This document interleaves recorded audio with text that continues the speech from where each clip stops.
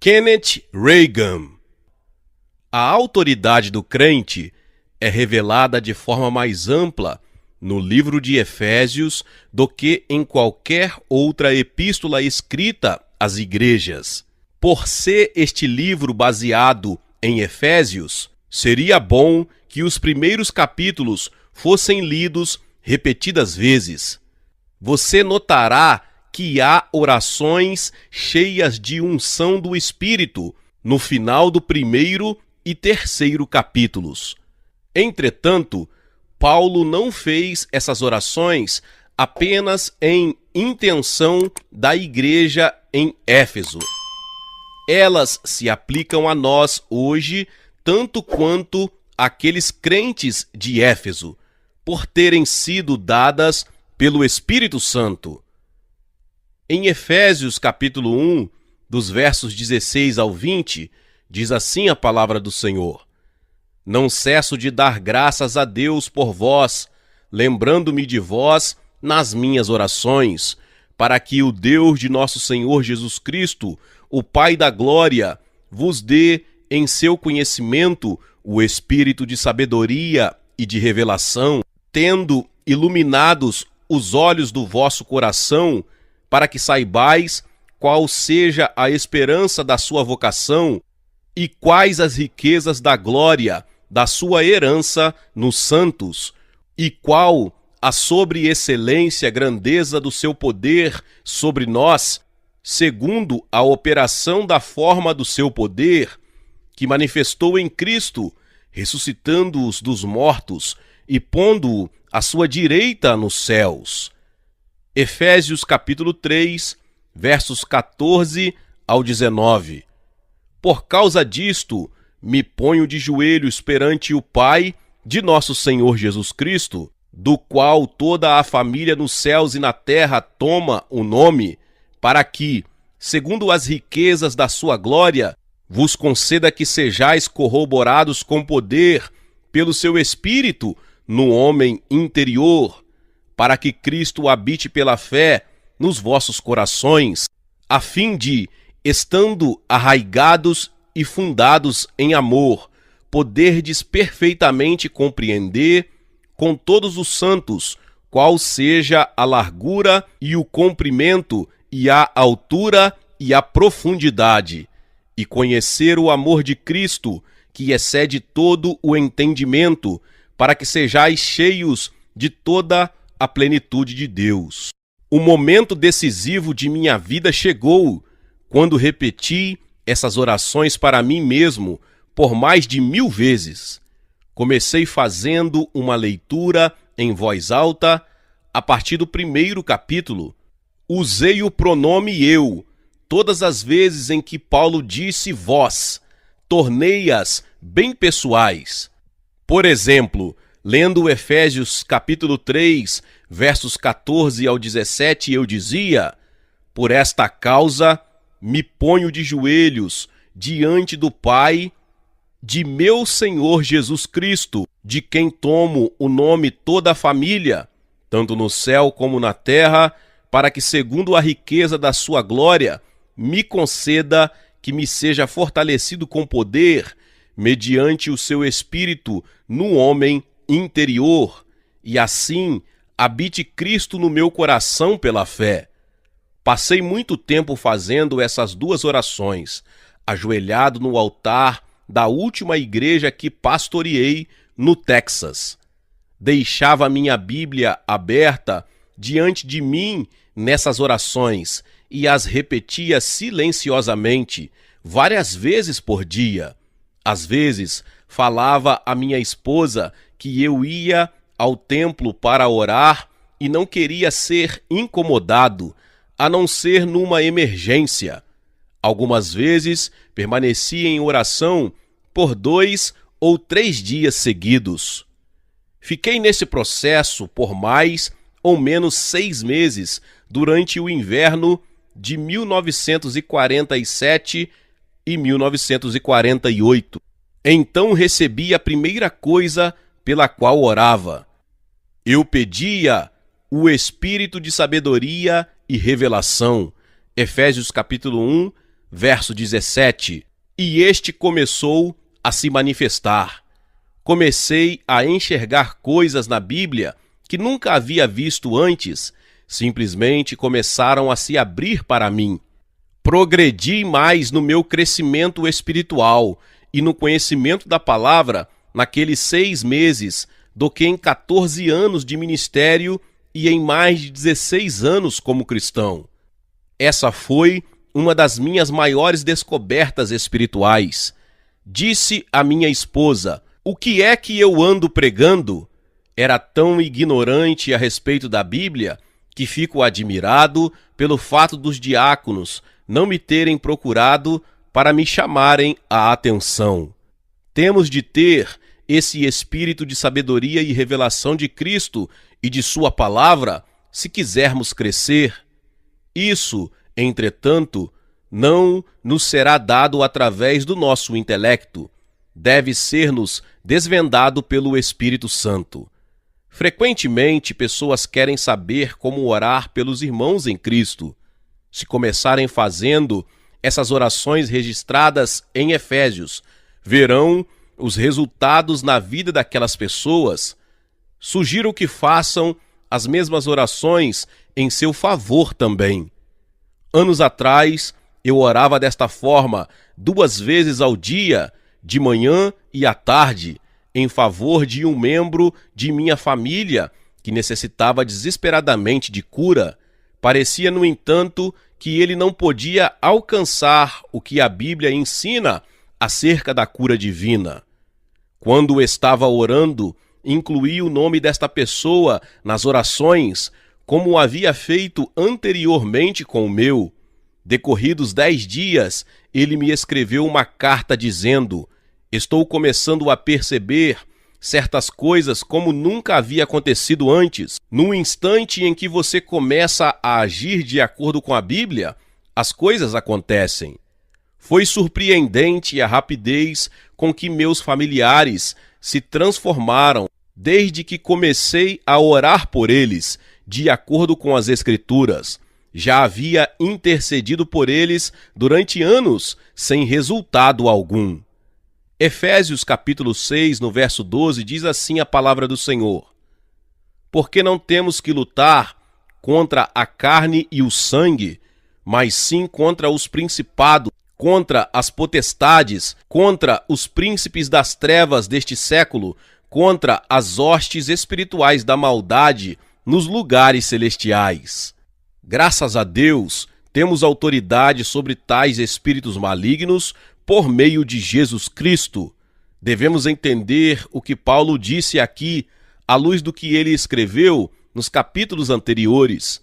Precisamos compreender que temos autoridade por meio de Cristo. Em nosso combate com o diabo, deveríamos ter sempre em mente que temos autoridade sobre ele.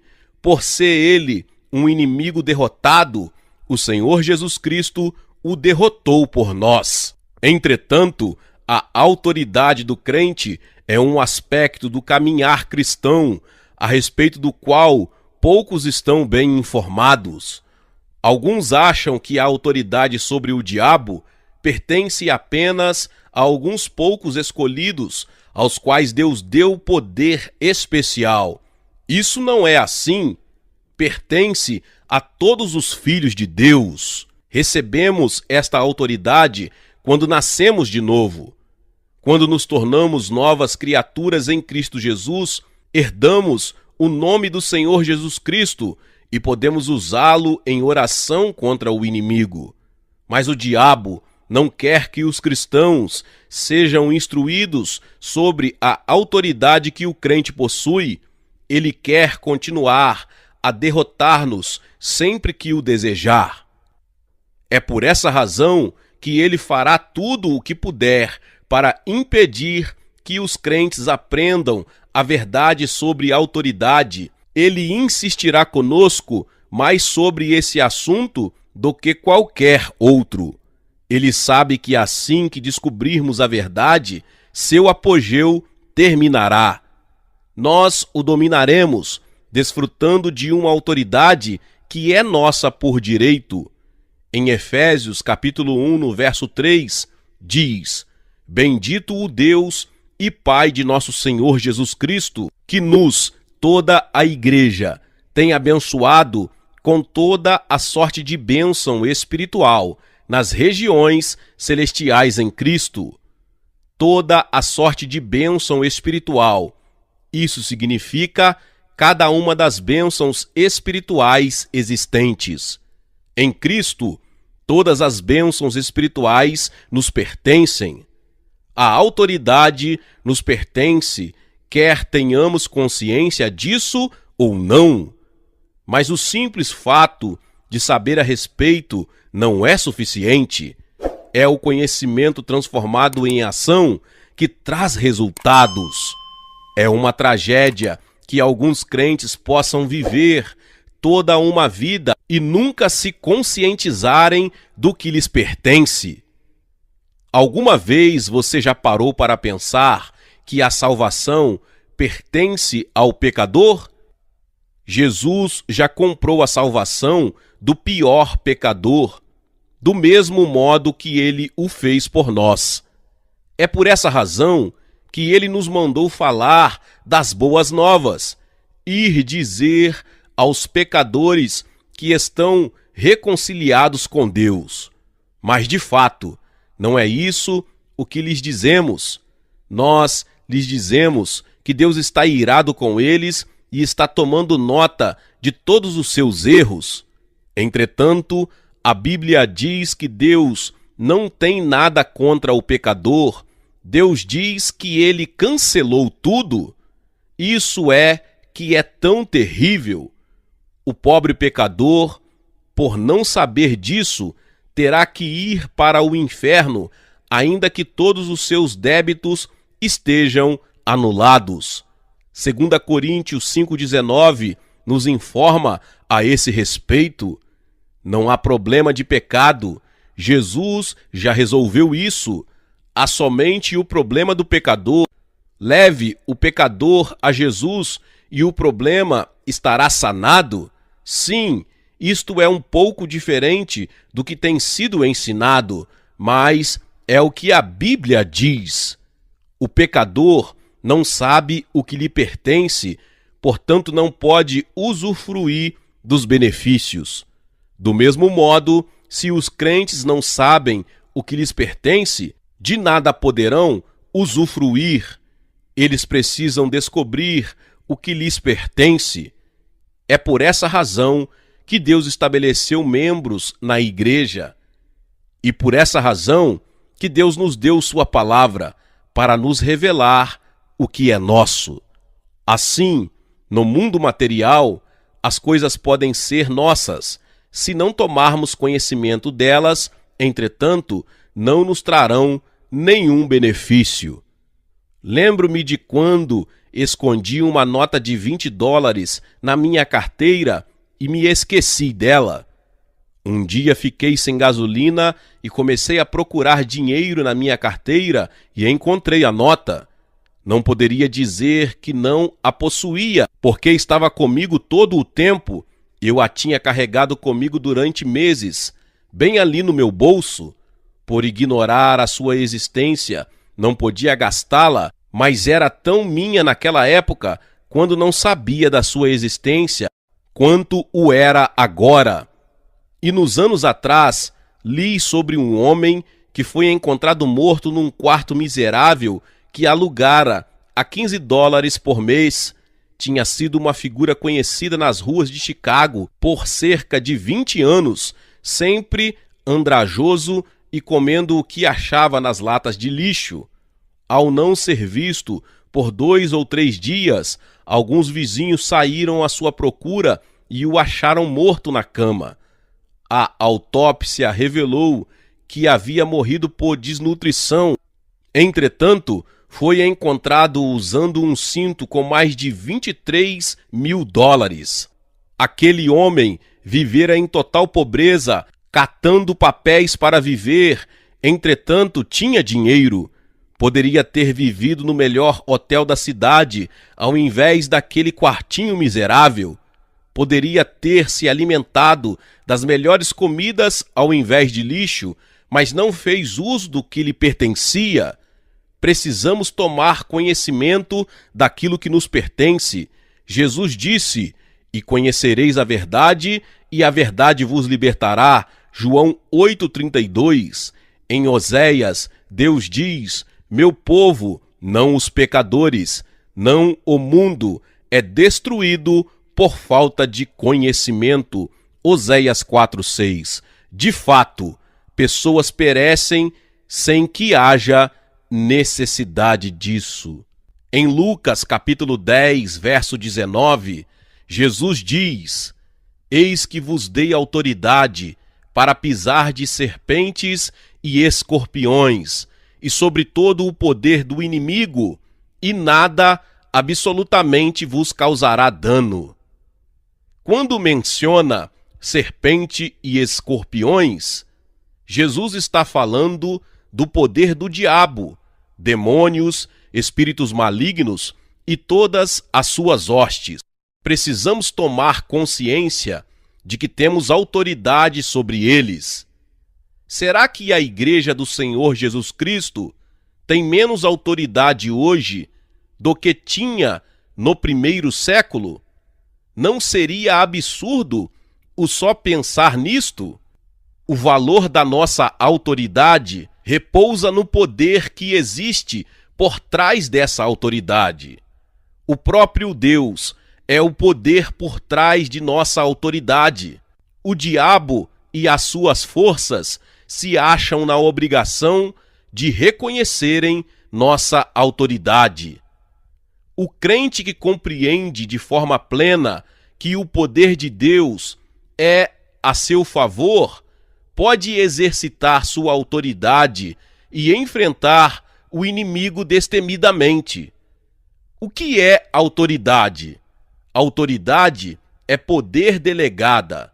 Os policiais que comandam o tráfego nas ruas de maior movimento apenas erguem o braço e os carros param.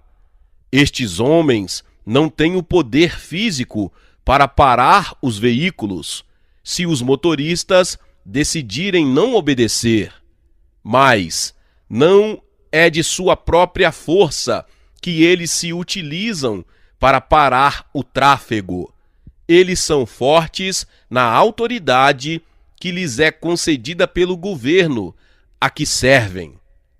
As pessoas reconhecem essa autoridade e param seus carros. Bendito seja o Senhor! Há uma autoridade que nos é delegada pelo Senhor Jesus Cristo. Paulo disse aos crentes para serem fortes no Senhor e na força do seu poder. Efésios 6,19. Isso significa que você pode se postar frente ao inimigo, estender sua mão e dizer-lhe que não se aproxime. Use sua autoridade. Certa vez, na Inglaterra, Smith Wigglesworth estava em pé numa esquina esperando por um ônibus. Uma mulher saiu de um edifício e um cachorrinho veio correndo atrás dela. Ela disse: "Querido, você vai ter que voltar." O cachorro não lhe deu a menor importância, só abanou o rabinho e se enroscou nela carinhosamente. Ela disse: "Querido, você não pode ir agora." O cachorrinho abanou o rabo e se enroscou nela novamente. Nesse momento, o ônibus chegou. A mulher então bateu o pé no chão e gritou: "Para casa!" O cachorro, colocando o rabo entre as pernas, obedeceu de pronto. O Wigglesworth disse que gritou sem mesmo pensar: "É assim que temos de fazer com o diabo." Rugindo como um leão. Em 1942, enquanto pastoreava no Texas, fui testado no meu corpo. Não disse nada a ninguém, a não ser ao Senhor. Orei. Criei que Ele me curaria e mantive minha posição, fazendo o pé firme. Durante a noite, eu despertava com sintomas assustadores de problemas cardíacos e então me levantava e orava. Lutei contra isso por mais ou menos 6 semanas. Uma noite tive grande dificuldade para dormir. Finalmente, depois de orar, caí no sono e sonhei. Estou satisfeito por Deus ter me falado somente 4 vezes através de sonhos em toda a minha vida, mas aquele sonho não foi coincidência. Foi da parte do Senhor. Quando acordei, soube imediatamente o que significava. Aliás, se você não sabe o significado de um sonho imediatamente, esqueça-o.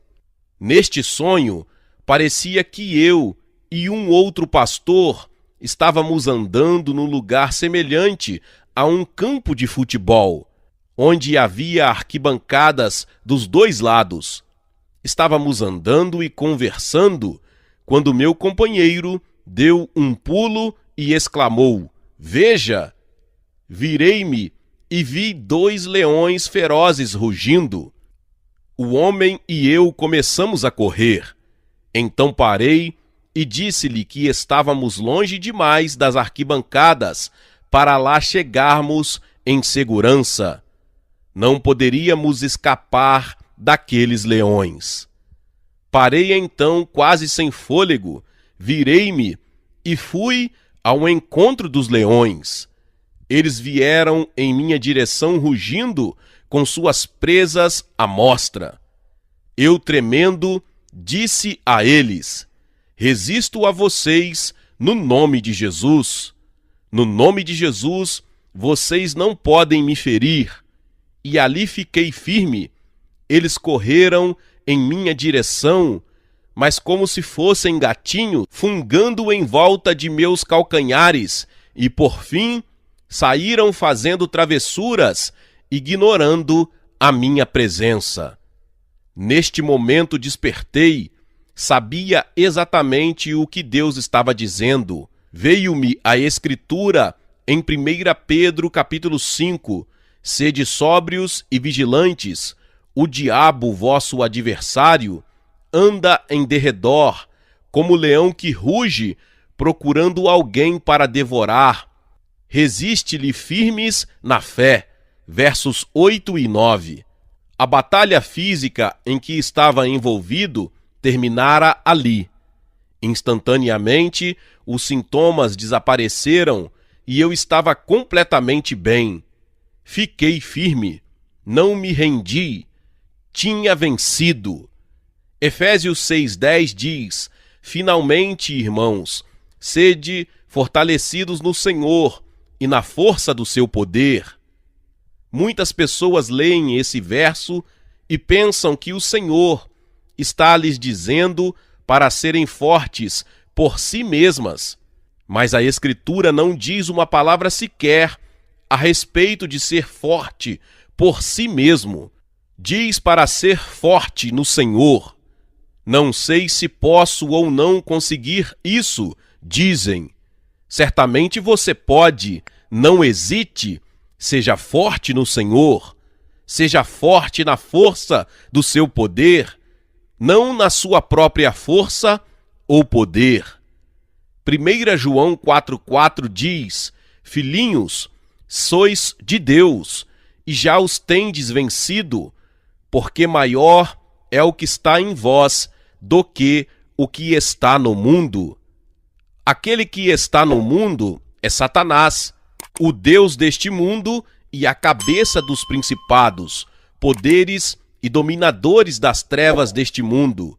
Mas o poder que está em você é maior do que o poder que está no mundo, porque o poder que sustenta nossa autoridade é maior do que aquele que sustenta a dos nossos inimigos. Profecia: o Espírito Santo diz: "O poder sobre a terra, investido no nome de Jesus Cristo e obtido por ele através de sua vitória sobre o inimigo, pertence à igreja, Portanto, exercite essa autoridade, pois ela lhe pertence aqui na terra, e assim, em vida, você reinará por Cristo Jesus. A Bíblia diz em Mateus capítulo 28, verso 18, Jesus, aproximando-se, falou-lhes, dizendo: toda a autoridade me foi dada no céu e na terra. Quando Cristo subiu aos céus, transferiu sua autoridade à igreja. Ele é a cabeça da igreja e os crentes compõem o corpo. A autoridade de Cristo tem que ser perpetuada através do seu corpo que está sobre a terra. Através de todo o livro de Efésios e em outras passagens nas epístolas, Paulo usa o corpo humano para ilustrar o corpo de Cristo. Cristo está assentado à direita do Pai, o lugar de autoridade, e estamos assentados com ele. Se você tem noções de história, sabe que sentar-se ao lado direito do rei é sinal de autoridade. Morremos com Cristo e fomos ressuscitados com ele. Isso não é algo que será feito por Deus no futuro, ele já o fez.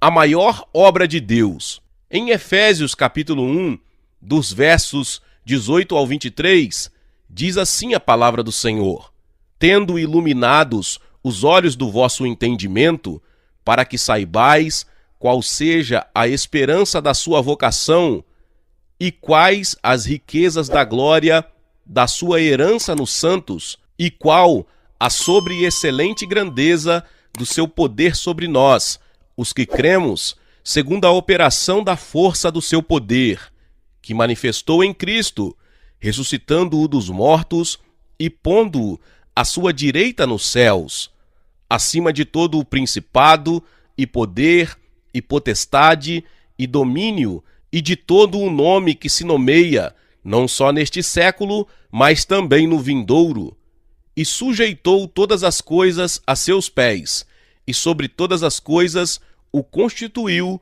como cabeça da igreja, que é o seu corpo, a plenitude daquele que cumpre tudo em todos.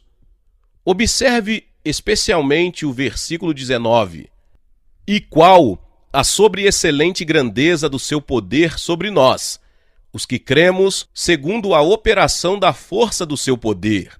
Em outras palavras, houve um tal transbordamento do poder de Deus ao ressuscitar Cristo dentre os mortos, que esta foi de fato a obra mais poderosa de Deus até então registrada.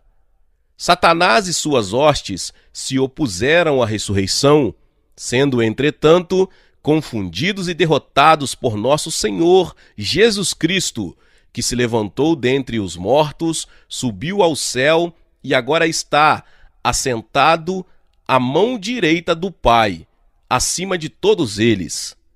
Lembremo-nos de Colossenses 2,15, e despojando os principados e as potestades, publicamente os expôs ao desprezo, triunfando sobre eles na cruz, na sua morte, sepultamento e ressurreição. Estes são os mesmos poderes demoníacos com os quais temos de lidar, mas graças a Deus, Jesus os derrotou.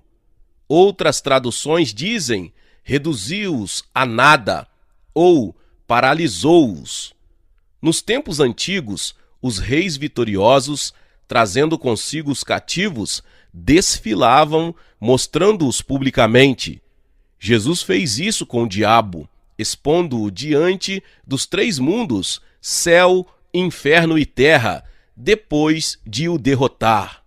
Deus nos deu esse relato nas Escrituras, de modo que nós aqui neste mundo soubéssemos o que acontecera.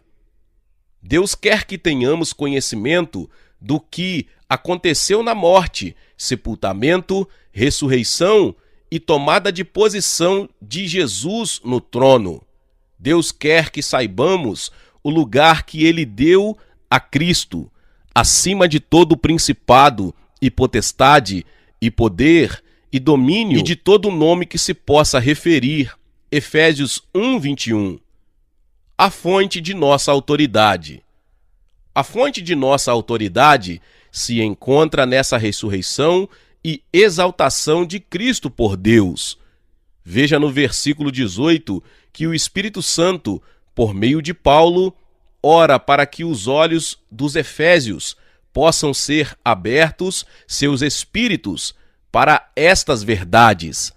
Ele queria que todas as igrejas, todos os crentes, fossem iluminados. Não é levada em consideração por muitos cristãos. De fato, a maioria das igrejas nem mesmo sabe que o crente possui tal autoridade. Você nunca vai entender a autoridade do crente apenas pelo intelecto. É necessário que haja revelação espiritual. Você deve crer nela pela fé. Em Efésios capítulo 2, dos versos 1 ao 7 diz: E vos vivificou, estando vós mortos em ofensas e pecados, em que noutro tempo andaste segundo o curso deste mundo, segundo o príncipe das potestades do ar, do espírito que agora opera nos filhos da desobediência, entre os quais todos nós também antes andávamos nos desejos da nossa carne, fazendo a vontade da carne e dos pensamentos, e éramos, por natureza, filhos da ira, como os outros homens. Mas Deus, que é riquíssimo em misericórdia, pelo seu muito amor com que nos amou, estando nós ainda mortos em nossas ofensas, nos vivificou juntamente com Cristo, pela graça sois salvos, e nos ressuscitou juntamente com ele, e nos fez assentar nos lugares celestiais em Cristo Jesus, para mostrar nos séculos vindouros as abundantes riquezas da sua graça, pela sua benignidade para conosco em Cristo Jesus. No verso 1 lemos: Ele vos deu vida, estando vós mortos nos vossos delitos e pecados. Aqui, o Espírito Santo está dizendo através de Paulo, de acordo com a atuação da força do seu poder, quando ele ressuscitou a Jesus dentre os mortos e a você, quando você estava morto. Veja, o mesmo verbo em Efésios 1:20, que expressa a revivificação de Cristo dentre os mortos, expressa a revivificação do seu povo em Efésios 2:1. Em outras palavras, o ato de Deus que levantou a Cristo dentre os mortos também levantou o seu corpo. Na mente de Deus, quando Jesus ressuscitou, nós também fomos ressuscitados dentre os mortos. Já no capítulo 2, lemos: Estando nós mortos em nossos delitos, ele nos deu vida juntamente com Cristo, e juntamente com ele nos ressuscitou e nos fez assentar nos lugares celestiais em Cristo Jesus. Versículos 5 e 6. Esta passagem trata da concessão dessa autoridade. Note que a cabeça, Cristo, e o corpo, a igreja, foram ressuscitados juntos. Além disso, esta autoridade não foi conferida somente à cabeça, mas também ao corpo, pois a cabeça e o corpo são um. Quando se pensa numa pessoa, pensa-se na cabeça e no corpo como um todo. Até onde é do meu conhecimento, as igrejas creem que fomos ressuscitados juntamente com Cristo. Por que não creem que nos cabe o direito de nos assentar juntamente com Ele? Se parte desse verso é verdade, por que não todo o verso? Se nós, como uma igreja, obtivermos a revelação de que somos Cristo, nos ergueremos e faremos as obras de Cristo. Até agora, as estamos fazendo somente de modo limitado.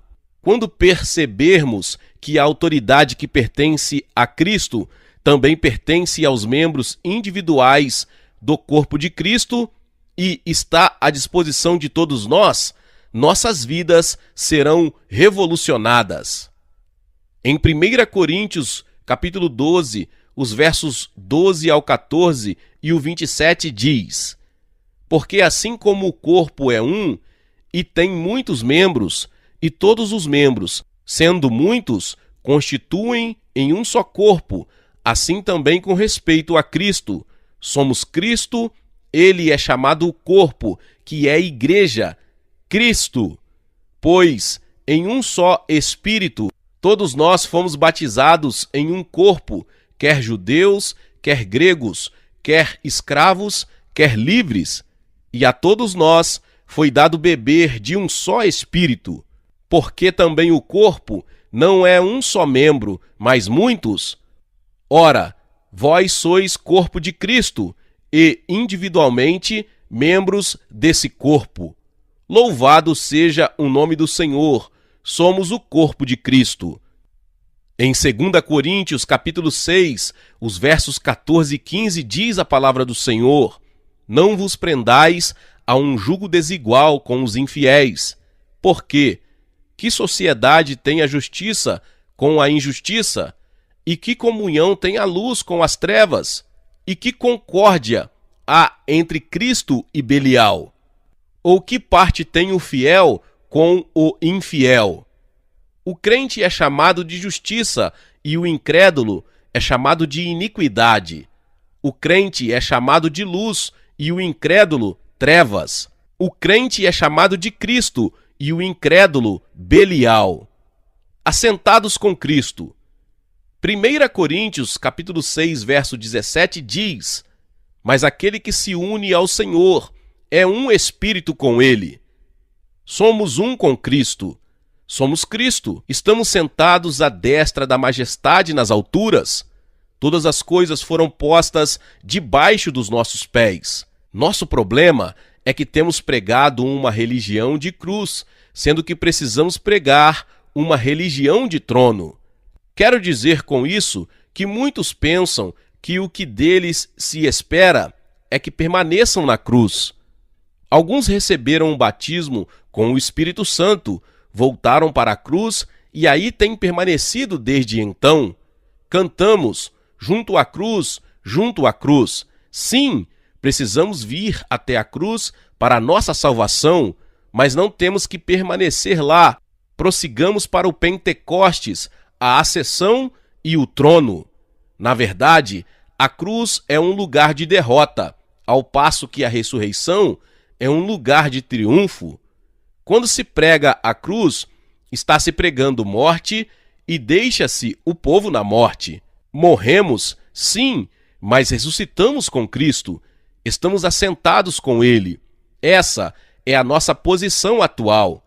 Estamos assentados com Cristo no lugar de autoridade, nos lugares celestiais. Muitos crentes ignoram completamente a autoridade daquele que crê. De fato, eles não creem que tenhamos alguma autoridade.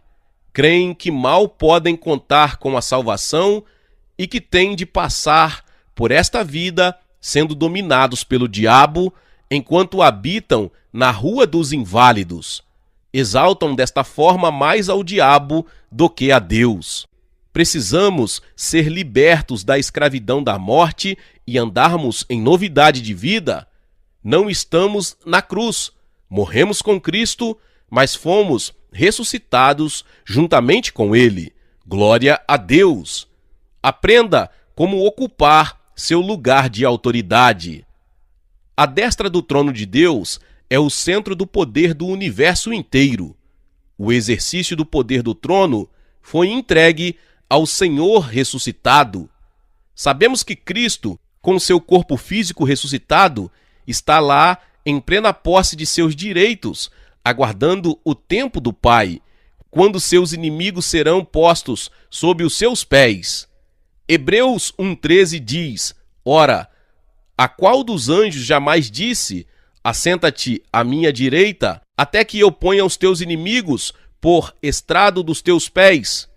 A elevação do corpo de Cristo com ele nas alturas claramente aponta para o fato de que estamos sentados com ele, compartilhando não somente do seu trono, mas também de sua autoridade. Essa autoridade nos pertence. Não me admira de Paulo ter dito, escrevendo aos Romanos, se pela ofensa espiritual de um, e por meio de um só, reinou a morte, muito mais os que recebem a abundância da graça e o dom da justiça reinarão em vida por meio de um só, a saber, Jesus Cristo. Romanos 5,17. Algumas versões dizem, reinarão como reis em vida. Será que só vamos reinar quando chegarmos ao céu? Não! Vamos reinar como reis em vida, através de Jesus Cristo. Isto é autoridade, não é mesmo? Não importa o que dissesse o rei, seria a lei. Ele era a autoridade máxima. Compartilhamos da autoridade que o trono de Cristo representa. Alguns têm exercido um pouco mais de autoridade sobre os poderes do ar que outros, porque têm um pouco mais de compreensão espiritual. Mas Deus quer que todos nós tenhamos essa mesma compreensão espiritual. Mantendo o equilíbrio. O Espírito Santo pediu ao Pai, por meio de Paulo, que todos pudéssemos ter sabedoria, entendimento e autoridade sobre os poderes demoníacos e os problemas que criam através de sua constante manipulação das mentes dos homens. Parece ser a coisa mais difícil do mundo a igreja manter-se equilibrada. Você pode tomar qualquer assunto, inclusive a autoridade do crente, esgotá-lo ao ponto máximo, e então prejuízo e falta de bênção é o que se terá. Nos Estados Unidos, um homem cujo apelido era Pai Divino tinha sido salvo e cheio com o Espírito Santo. Esta fora uma experiência autêntica em sua vida. Então começou a estudar estas mesmas escrituras que temos estudado. Ele raciocinou: se estamos em Cristo, então eu sou Cristo. Cristo é Deus, então eu sou Deus. Ele fundou uma seita que se tornou muito popular. O povo lhe prestava adoração. É fácil cair nas valas laterais da estrada, a vala do excesso, do entusiasmo descomedido e do fanatismo. Caminhemos pelo meio da estrada e mantenhamos o equilíbrio. John Alexandre Douvier, um escocês que recebeu uma revelação sobre cura divina enquanto exercia seu ministério no final do século passado na Austrália, atravessou o oceano por muitas vezes durante a vida. Ele enfrentou muitas tempestades, mas todas as vezes fazia o mesmo que Jesus, repreendia a tempestade e ela sempre cessava. Não deveríamos ficar admirados, porque Jesus disse: aquele que crê em mim fará também as obras que eu faço, e outras maiores fará, porque eu vou para junto do Pai. João 14:12. Alguém perguntará o que serão maiores obras. Bem, vamos realizar primeiro as obras que Jesus fez e só então pensemos nas obras maiores. Jesus não disse que apenas uns poucos escolhidos fariam essas obras. Ele disse que aqueles que creem nele as fariam. À medida que estudarmos o que a palavra de Deus ensina e educarmos nosso espírito acerca da autoridade do crente, creio, seremos habilitados a andar nesta grande verdade mais e mais. Meus irmãos e irmãs, que palavra poderosa! Talvez você chegou aqui pela primeira vez e ainda não se inscreveu aqui no canal, tá bom? Eu convido você a se inscrever aqui no canal e ativar o sininho das notificações. Quando você tocar no sininho, você vai ver a palavra todas. Clica na palavra todas, porque todas as vezes que liberarmos os próximos vídeos, você será notificado, notificada, tá bom? Deixe também o seu like e não se esqueça de enviar esta palavra para mais pessoas. Envie esta palavra para aquela pessoa que precisa ouvir esta palavra, tá bom? Glória a Deus. Nos vemos nos próximos vídeos. Amém. Seja membro do canal Vinícius Siqueira e obtenha benefícios que só os membros têm. Então, você que já é inscrito no canal e ativou o sininho das notificações, logo você vê o botão Seja Membro, clique nele e obtenha os benefícios. E o primeiro benefício é que você tem uma mensagem destacada. Quando você faz um comentário aqui no canal, você tem um destaque na sua mensagem. E isso é muito importante porque você mostra para os outros que você apoia este canal. E outro benefício que você tem é que você pode compartilhar os devocionais diários, que são 365 devocionais que são postados todos os dias aqui no canal. Existe um grupo específico e a pessoa recebe um link que é direcionado para o grupo. E nesse grupo você tem todos os devocionais de todos os dias do mês, que você recebe logo pela manhã, e você tem o benefício de compartilhar esses devocionais com os seus contatos. Esse benefício é apenas para os membros. No YouTube não tem como compartilhar os devocionais, apenas ler na comunidade do YouTube, mas quem é membro tem o benefício de compartilhar com todos os seus contatos e as suas redes sociais. Seja membro!